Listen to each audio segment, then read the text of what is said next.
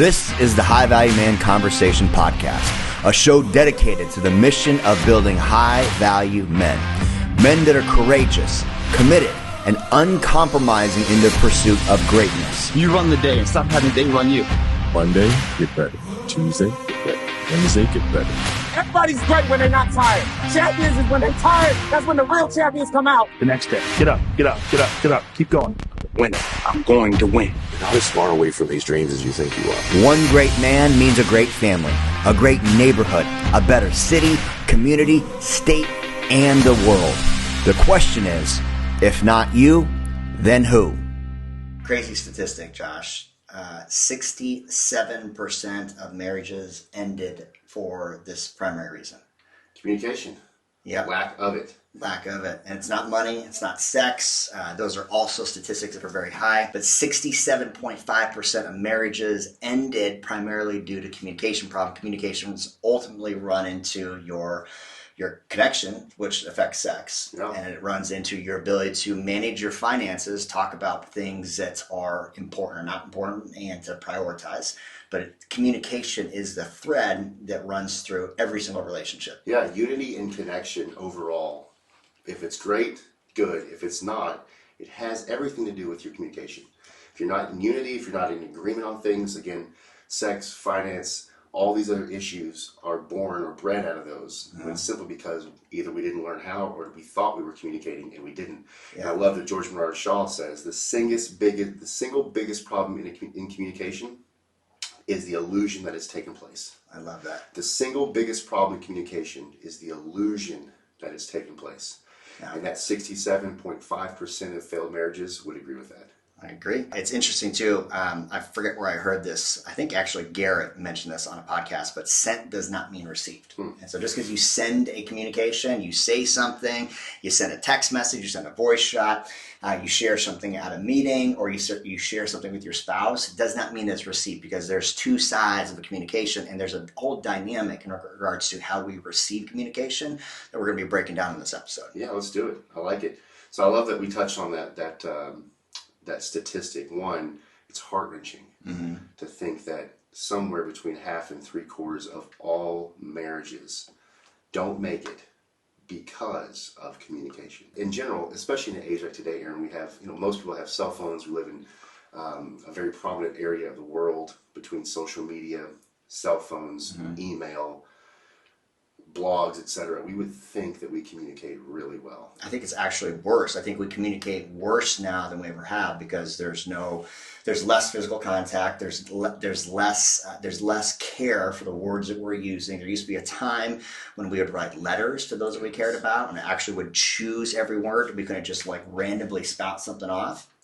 And so there's a lot less intentionality now, and a lot less emotional intelligence, because we're isolated. I think that was probably the biggest destructive point during COVID, is that we spent so much time alone and isolated. We forgot how to communicate. Like people showing up on Zoom calls, just not interacting with people because there wasn't that closeness. Yeah, it's very true. And even Zoom did its best even in those midst of that season, but it's really difficult to be connected with anybody via a screen. Yeah. There's another stat too that you put in that we were talking about beforehand, that 55% of communication is body language. So if you're texting, if you're on Zoom, you're missing out on a lot of the primary ways that we perceive information. And there's two sides to communication, right? There's the sender and there's the receiver. But if you can't interpret the body language, that's half of your communication. Then we have 45% is the tone, how you're saying it. And tone is everything, especially in your dynamic of your romantic relationship, is how you say something or how you perceive something is said. That says more than what is actually said. Yeah. And then just 5%. Before you go into words real quick, I want to steal this as a Darleneism. So my mother-in-law, Darlene Unclebach, said this at a very young age to Brittany, and we've carried it throughout our marriage. But tone in general is, I can serve you, just think of this, my favorite steak is like a bone-in ribeye, served medium rare, just the way I like it, from a very specific restaurant. So that's my intent. Let's say that steak to give is what I intend to give you words-wise. Okay. I want you to receive it. I can deliver that to you on a bone platter, beautifully, that you would get at the restaurant, or on a trash can lid. Yeah. Same steak made by the same cook in the same kitchen, but I have two ways of delivering it to you. Very different presentation. That is tone. Yeah. So we can have an intent to say something, to deliver a message, to convey something. Yeah. And our tone is what it's delivered on. Now, 45% of communication in general is that delivery. I love that. So good. huge. Yeah, so that leaves us just 5%, meaning 5% of the words that are actually coming out of your mouth, right? And so you think about how many times have you said, I'm sorry, I made a mistake, please forgive me, but your tone, your delivery, and your body language, your posture in that is going to make up for way more than the actual words that you're saying. Yeah, so when I'm sorry with a deep breath, and I roll, I'm sorry. Check out the body language in that, the tone in that, which completely trump what you would, if you actually are sorry. But those collectively just aren't going to fly. Yeah. So we're going to break down what good communication looks like, what bad communication looks like, how to work through communication, conflict, and confrontation. Because in communication, you got two different senders and receivers, so you're dealing with a whole bunch of information there. So we're going to break that down in this episode and give you some practical and tactical tools on how you can improve your communication and improve your connection with anyone that you're communicating with. Yeah, I love that. Let's dive into a story. So let's expose ourselves, Aaron. Since we've been in a relationship several years, we had some conflict recently. But tell the story on that. Yeah, and it was gentle conflict because I think how we handled it is how two men with an equipped toolkit should handle communication. So Josh and I were obviously in the planning stages of getting season 3 set back up, and we had a plan to meet. And Josh is married, he's got kids, he's got businesses that he runs as well. And so we had scheduled some time, I think it was a Wednesday morning, and I don't remember what the reason was. Something came up. Something came up for you, I don't know. Something came up for me the night before, and I was not committed to showing up in the morning for our scheduled time. So I sent a message. A text message at like 10:30 p.m. No, it was earlier than that. It was 10. Sure. Yeah, we can pull it back. Okay, we'll pull it. But it was sometime in the evening. And so Josh doesn't receive the message until the next day because it's past his bedtime. He's in sleep with him. I'm an early guy. I was in bed probably about 9:15 maybe. So I send a message. I assume sent means received. It's me that is that is changing the plan, and very selfish on my side. And Josh wakes up in the morning, he sees the message, he says, copy that, and then we have another meeting scheduled for either later in the week or something like that. First thing we do though, and Josh initiates this, and I love this about where we're at in our dynamic and our relationship, and this is how communication needs to happen. He says, hey, I just want to clear the space, Aaron, because first and foremost, sent doesn't mean received. And I was in bed, and I'm so grateful that my wife woke me up, because otherwise I would have probably been a lot more frustrated in the morning, knowing that I had to leave the door, and I moved around some coaching calls, and so I just want to have that conversation, right now. And I said, man, Josh, thank you so much for addressing that first and foremost, because this is a healthy boundary between two people. I didn't respect your time, changing plans last minute, and I totally would understand why you'd be upset and frustrated, and I hope that you'll accept my forgiveness and know that I will do my very best in the future to make sure this never happens again. Yeah, and so the one, I just want to make it clear to everyone who's listening, the idea of something coming up in life happens to all of us. So having to change something relatively last minute is not the deal. Like, that was not a deal. Even though there was some things moved around, it wasn't at all about that. It was about the thought of you had said something or thought you'd said something, and because I'd gone to bed early, my wife woke me up later in the evening, and I actually got the message closer, I think, to maybe midnight or some point when she woke me up. Our daughter was up. But if I'd gotten up as usual at 4 something and had gotten ready to leave the house at 6 a.m. to come and meet you, and then gotten the message, I probably would have been in a different place. But the whole deal is not about life happening into us, around us, but more along the lines of the communication that you said sent did not get an opportunity to be received. Yep. And then also, we'll talk about this a little bit more, but communication in as a whole, you've got to have 3 parts of it. And we'll go deeper here shortly, but what made our communication so profitable when we did get together, we got together virtually, but when we did get together is communication is atmosphere. That's the biggest piece. Timing.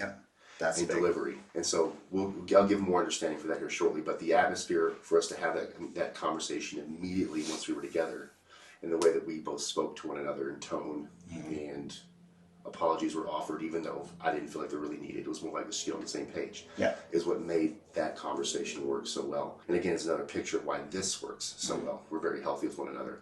But no, that was a great interaction that could have been something frustrating, but it wasn't at all. Yeah. So to recap on that, one, the atmosphere, and the atmosphere is the environment that you're in. And so, a great ideal environment and atmosphere is in person, so that you can really pick up body language, you can understand tone. If needed, you can give a handshake, high five, a hug if it's your partner, but you can actually close the distance and create that human connection. And so meaningful conversations should not be done over text message, over phone call. At your very best, if you can't get together in person, it needs to happen over a Zoom. So you can at least pick up the body language. And then the second aspect, so we got atmospheres first, then it's the delivery. Delivery means how he's saying what he's saying is received in a way that's not going to trigger a response in me. Or there's some type of closeness, trust between the two people. It's not just an attack. It's a matter of like healthy communication that is as close to resolving the problem as possible. Well, let's break that down. So the three things is atmosphere, and really it's our job to do it in a place where it's a safe time to do it. Yeah. We can all experience life and either be us or our partner, or whoever we're attempting to communicate with. If they've had something happen in the day with the kids or at work and they're wound up like a $2 wash, it's probably not the time to bring something up that's going to be of meaning or value. Is to understand the right atmosphere to have the conversation. So that's number one. Timing is number two. So timing, you know yourself better than anyone else. And especially if you're in a relationship, it's great to know your partner and their timing. Sure. I'm a super morning person. 4 a.m., bro, I'm ready to have an in-depth conversation. Let's go deep. My wife is not. Yeah. If I want to bring something up with my wife, it is better for me to wait till around 11 a.m. or later. Now, in the same regard, you want to bring something up with me at 9 p.m., I probably don't have much left to give. Sure. Yeah. So timing is understanding the timing of the atmosphere, creating safety, knowing that timing is so important because our days have such an intricate part of how we experience life and show up. So if you want to show up your best, or if you want to be with somebody to show up their best, understanding timing. And then delivery is what we already talked about. So delivery is the three things: body language, tone, and words. And so collectively, that becomes the equation to have great communication. Love that. Atmosphere, timing, and delivery. But delivery is body language, tone, and verbiage. Love it. So good. So good. In this communication game they're playing, so there's the sender and then there's the receiver. And there's also like another layer to that, right? And you guys talk about this in your coaching, where there is the literal and the inferential. And I think this is an important piece to touch on, because it showcases opportunity to improve your communication, also understand what the people in your life are like, so you can see where communication breakdown actually happens. So the way that I understand a literal communicator is someone that says something with specificity. And it's very literal, it's specific. So let's hang out next Friday. I'd love to go see a movie. There's this movie I want to see. There's a 7 p.m. show and they work really great for me. Does that work for you? At this movie theater, yes. Yeah, yes. So it's specific. I'll pick you up beforehand, right? And so it's very, very specific. That's literal. The inferential is vague. It's non-specific. Hey, let's go catch a movie sometime. ... Right, and yeah, exactly. So there's the ... at the end of this, and you're like, okay, cool. It's like asking me out on a date. Is this going to be something where we're actually going to go connect? Like, is this at some point in the future? And so for the literal listener, it creates a feeling of like, what's next, right? So it almost creates a feeling of unsureness or uncertainty, to where you're trying to seek a solution, not realizing the person is an inferential speaker, where it's vague. It's just how they communicate. Or we could work out this way too, Harrison. And so we've got inferential and literal speakers and listeners. Either one. And so anyone can be a combination of any of those. Correct. So using the same scenario you just had, let's say an inferential speaker is saying something to a literal listener and says, let's go hang out. Yep. And the literal listener says, okay, because they heard it. Right. And then fast forward a few weeks, the inferential speaker was like, hey, I wanted to do something with you. We never did. Yeah. Well, literal listener said, well, I said, okay. So that's just a tiny scenario, and because this gets filed away, it's done. Right. Versus a literal speaker says, let's get together on Friday night at this movie, at this theater, at this time, etc. A literal listener would say, great, I'm in, puts it in the calendar. Correct. So it's one of those. And, Yeah. and as a literal listener, this is really funny. My wife and I have this experience frequently. I'm a literal listener. She's more of an inferential speaker. So she'll say, hey, on the way home, grab some milk. In my maturity, because I know how I listen, I've got to be aware of it. My response to her is, great, milk, 1 gallon, which kind, whole, the vitamin D, 2%, whatever, which company, which brand. And I actually typically go, will you send me a picture of what I need to get? Yeah. Like that's how a literal listener generally processes. Now I know it's fluid, but for an inferential speaker, she's got to be aware of how I'm hearing. Yeah. So when she says, if she has an expectation of, hey, get milk, it would be wise of her to say, hey, get milk, 1 gallon, Borden, vitamin D, colors red. Yeah. You know what I think it was a good tool. This was a great aha moment when I went through your flagship course. What's it called? Same team? No. NYU. NYU. So me, you, us is. But I am also a literal listener. At the time, it was dating Rachel, and she is an inferential speaker. And so there'd be expressions of like, I'm cold, or I'm hungry, or it's drafty in here. And so I think I'm like action-based, I'm just going to go do something. And it just is like, it's almost like an automatic behavior. I'm going to go turn on the heat, or I'm going to grab a blanket, or I'm going to do something to solve the immediate. And so that's the awareness around where I can actually pause and ask the question like, okay, are you expressing or are you asking? Yeah. And in that awareness, it allowed us to be a much better communication. Yeah. No, I love that example, because Britt and I teach that example frequently, because we sat in this moment of, she's an inferential speaker, I'm a literal listener. So laying in bed, if Britt says, I'm cold, the literal listener in me says, I'm sorry. Like I'm sorry. Yeah. But I didn't hear, will you get me a blanket? Will you make me a cup of tea? Will you turn up the heat? I didn't hear that. Yeah. I heard, I'm cold. And I go, I love my wife, I'm sorry. That may come off as cold to people. Yeah. Or maybe I don't care enough. It has nothing to do with my thought processing. Versus if my wife had said, hey, I'm thirsty. And my response would be, I'm sorry. Again, not out of, I adore my wife. I hope everyone gets that. Yeah. But if she says, hey, I'm thirsty and I'd like a glass of water, I would get up and go get her a glass of water. Sure, Hey, I'm because it's a thirsty. direct request. I'd like a glass of water with, half cup of ice. Oh, I'm in, baby, I got that. Yeah. But it's not a conscious decision that a inferential speaker would say something and a literal listener just choose not to love on them well. Sure. And it happens all around us. You guys, as you listen to this, I'm sure you have things come up in your mind of like, I said something or somebody said something to me, and for whatever reason, we had conflict around it, and I thought we were good. Yeah, and so that's the biggest point that we can touch on inside this conversation we're having today, is that there are two parts of communication. There is the sent, and then there's the receiving. And part of that sending and receiving, typically there's a breakdown or a perfect matchup of literal and inferential, listener and speaker, and in the dynamic of whether or not the body language, the delivery, the atmosphere, the timing, all of that is playing together in a perfect setting. So if you want to be a better communicator, you got to recognize all of these dynamics that are happening and take responsibility for your side of communication, which is 100%. Yeah, and I love you that you said that. So understanding these points and these tools are going to be the differentiator. And you can go back and listen to some previous podcasts where we really talk deep about this. But understanding that this is how communication flows for all of us will help you respond to your partner, to your marketplace, to circumstances versus reacting. And we touch on this as a key component of masculinity as a whole.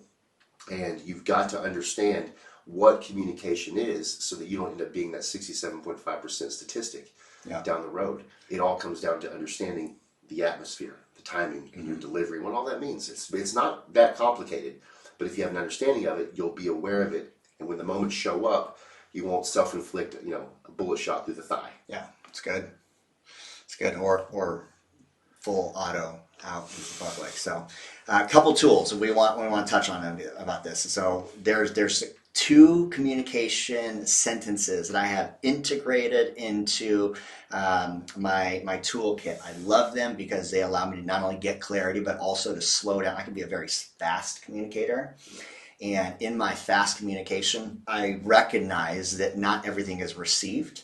and it creates a distance or dissonance between those that I'm communicating with. And so, especially in coaching calls, where I'm with a coaching client and I'm sharing something or giving them a tool or an application or giving some feedback, a tool that I ask is, what have you heard me say? What did you hear me say?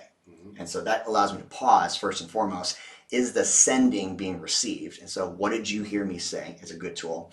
And then on the other side of that, I can sometimes listen, but I'm also sometimes thinking about things I want to say. And so I miss the gap. And so a good way to make sure that I'm really being present is to tee up a question of, here's what I hear you saying, and then to repeat back. And so both of these are pause points in a communication. So one, Josh, as I'm talking to you, what do you hear me say?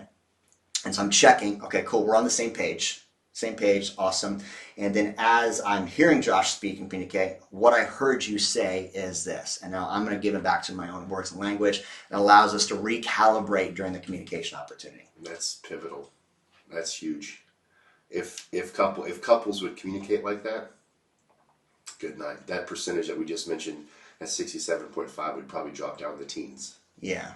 I mean, just generally speaking. Well, I think the reason, there's probably a lot of reasons. The reasons why we bypass that is that we are so concerned with getting our point across, right? We want to be heard. We want to make sure that the other person really understands the weight or the emotion behind it, and so it becomes a bulldozing session rather than a communication session. Which is not communication. Yeah. That breaks down. Okay, so we got those two tools, and when you guys talk about this with in your relationship coaching about how to use text messages effectively. Goodness. Yes. Will you talk on that? Yeah, absolutely. So text message has become, I would say, a primary type of communication, or at least it's viewed that way, that we communicate not just general things in life, but emotions. People like to text fight with each other over messaging. Text fight, that's the worst. Mercy. And it's because, like, in the moment, if something frustrates you, we can whip out our phones, and before you know it, we've all had the book show up. Oh, yeah. It's just, I'm going to get it out. And really, it's emotional vomiting. Yeah. And it's a monologue. It's not a dialogue. Absolutely. Yeah. And typically, it's an emotional flood that gets put down on paper, per se. Yeah. And never does anyone go back and think about it and edit it. We just hit send. Yeah. And we all know what that grenade looks like, and before you know it, And we've all done it, and so we've literally all done it at some point.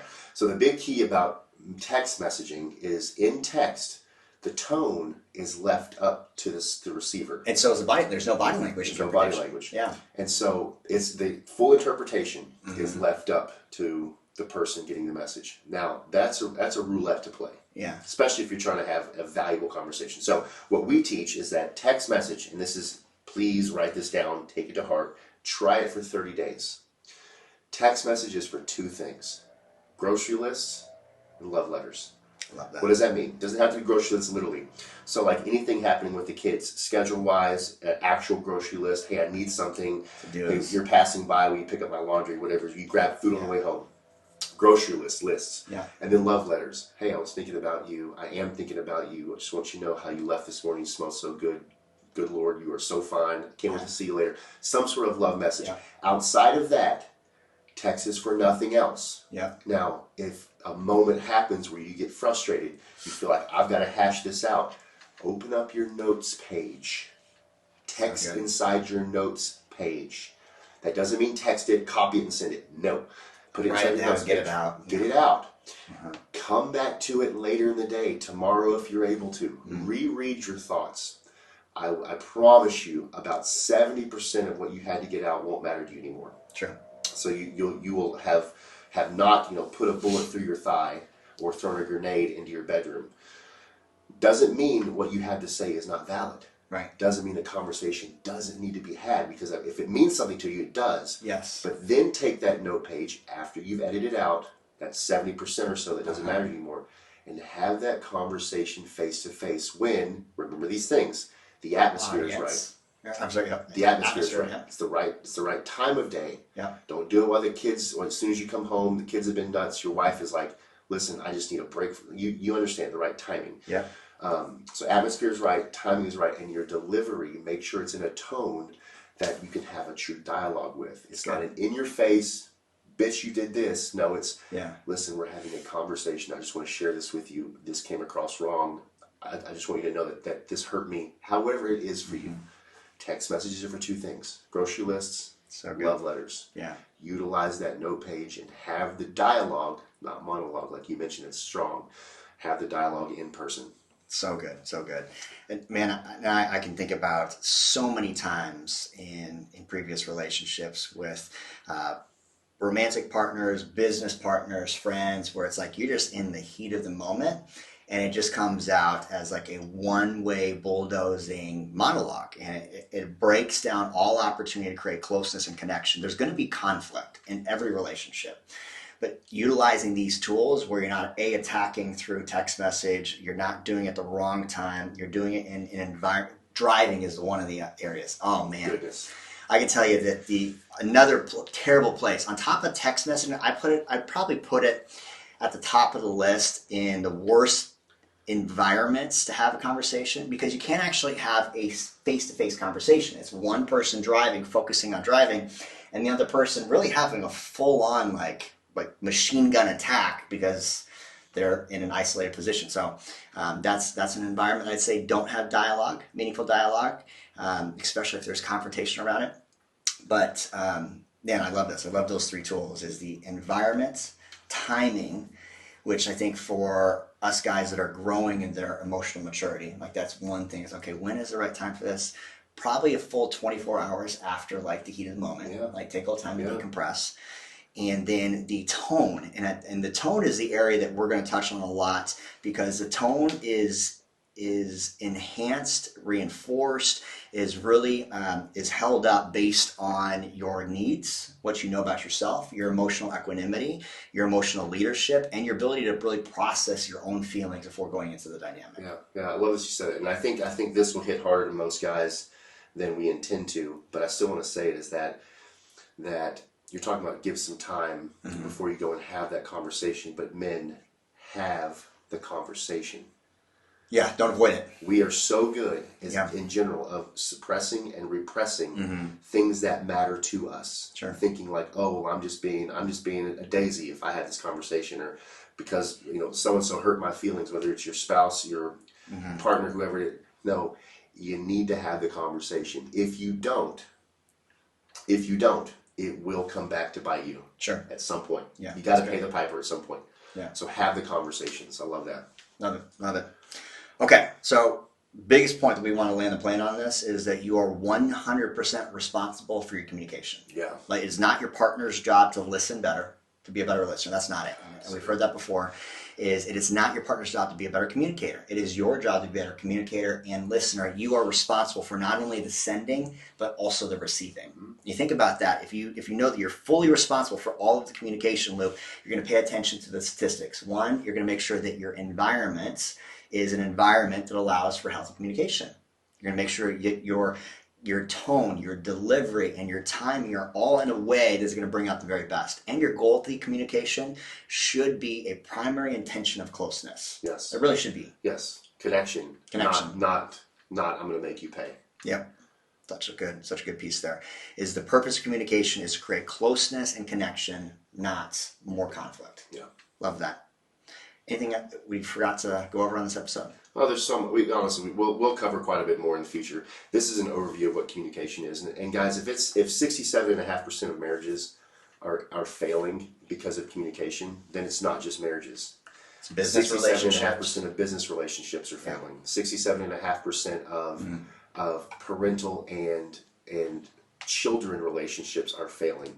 And I tell you, in coaching, Aaron, this is just a side note. One of the most painful things that I've ever had to walk a grown man through is retro parenting. So a man who's in his 40s, 50s, or 60s attempting to have a relationship with their children who are in their 20s, 30s, or 40s. Oh yeah. Because of this, the lack of communication, the lack of intentionality, not understanding these tools. And I wouldn't wish. I mean, there's just so many things in life that could happen. I wouldn't wish retro parenting on anybody. It is god awful and painful. So get a hold of these tools and realize that there's a ripple effect in every area of your life. We use the marriage statistic, but it shows up in every area of your life. How you do anything is how you do everything. That's exactly right. So be aware of it. We'll talk more in depth about it later, but just get a good sense of what communication is and what parts of it you can own.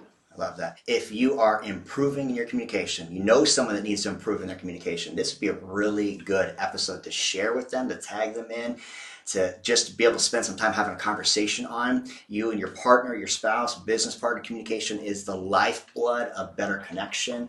So if this episode served you in any way, do us a big favor. Leave us a review, share it with a friend, tag us on social media as you work through these tools, and send us a DM. Let us know what you'd like to see in future episodes with the High Value Man Conversation. Love it. Strong. Boom.